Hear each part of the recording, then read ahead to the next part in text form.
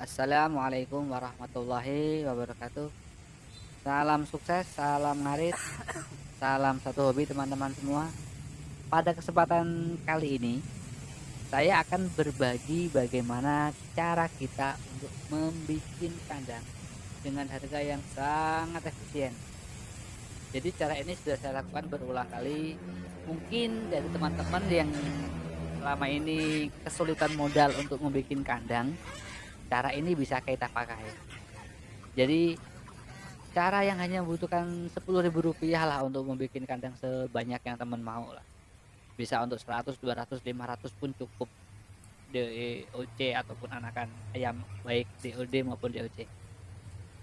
Jadi hal-hal yang saya pakai ketika saya membuat kandang ini itu adalah bahan-bahan bekas yang bisa kita temukan di sekitar kita.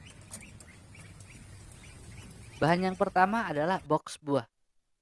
Box buah ini bisa kita dapatkan di sekitar kita. Paling simpel adalah kalau kita mau cari box buah gratisan itu kita datang ke toko buah.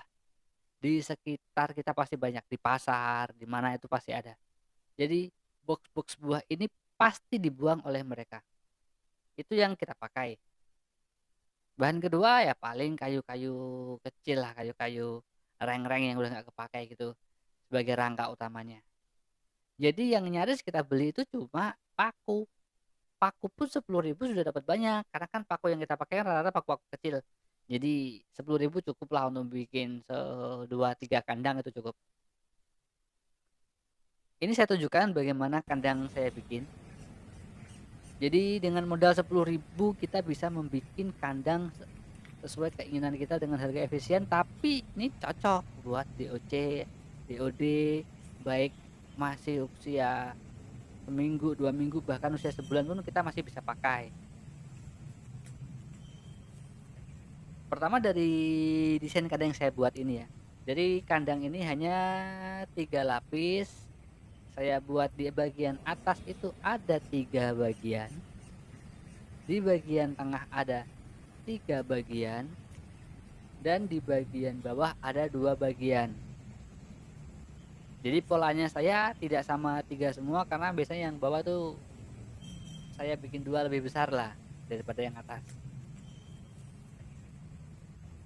Sedangkan di antara sekat-sekat tadi itu di tengah-tengahnya saya buat kolong kecil buat naruh kotoran ayam. Jadi kotorannya bisa kita buang sepanjang hari lah, 2 hari sekali, 2 hari sekali. Sesempatnya kita jangan sampai menumpuk.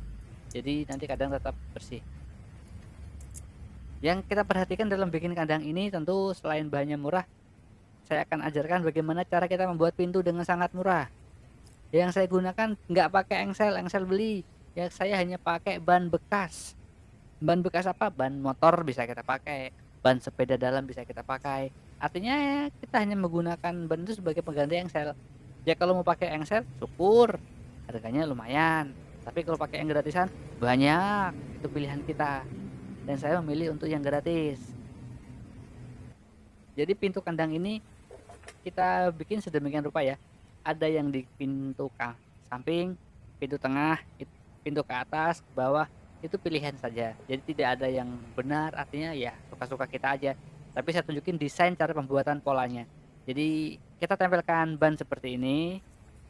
Setelah ban kita tempelkan, ini kita kaitkan lagi dengan pintu, kita paku. Maka kita tinggal bikin penguncinya aja di bagian sampingnya. Dengan begitu maka kandang ayam sudah jadi desainnya. Sedangkan untuk bagian dinding, saya sarankan untuk bagian dinding belakang itu rapat.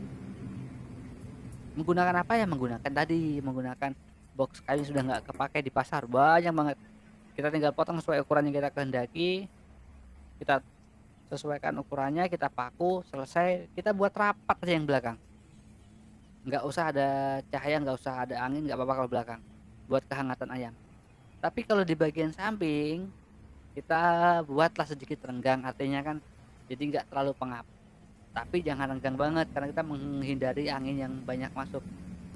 Cukuplah lubang-lubang setengah sendi itu cukuplah buat regangan aja karena kita akan fokus sirkulasinya dari depan. Dari belakang kita pakai kayu rapat, dari samping kita pakai kayu juga yang agak renggang. tapi bagian depan ini pilihan. Kadang saya menggunakan kawat yang nggak pakai, sisa sisaan bangunan begitu. Kadang saya juga pakai kayu juga, tapi lebih dibuat jarang. Ya terserah teman mau pakai kayu, pakai kawat, ini kan hanya faktor pilihan saja. Kalau lebih mau hemat lagi ya pakai kayu. Entah itu mungkin kayu bambu ataupun kayu seperti ini yang kita buat lebih kecil-kecil. Artinya kita masih bisa mengontrol ayam kita tanpa harus membuka kandang. Jadi depan ini lebih ke bagaimana sirkulasi udara bagus dan bagaimana kita bisa melihat kondisi ayam kita tanpa harus membuka. Sedangkan untuk alas ya kita bebas mau pakai apa alas kotoran, bisa kita pakai karung goni juga boleh, karung sak, atau kita pakai alas-alas apapun juga boleh. Ya hanya sekedar untuk bagaimana menerima lah, bagaimana alas ini itu menampung kotoran ayam buat kita bersihnya gampang.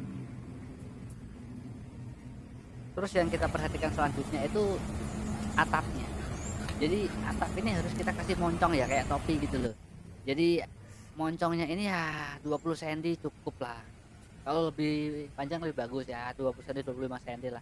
Tujuannya jadi kalau air netes kan tidak langsung masuk ke kandang ayam, masih agak jauhan dikit. Jadi kalau ada angin dikit juga masih aman.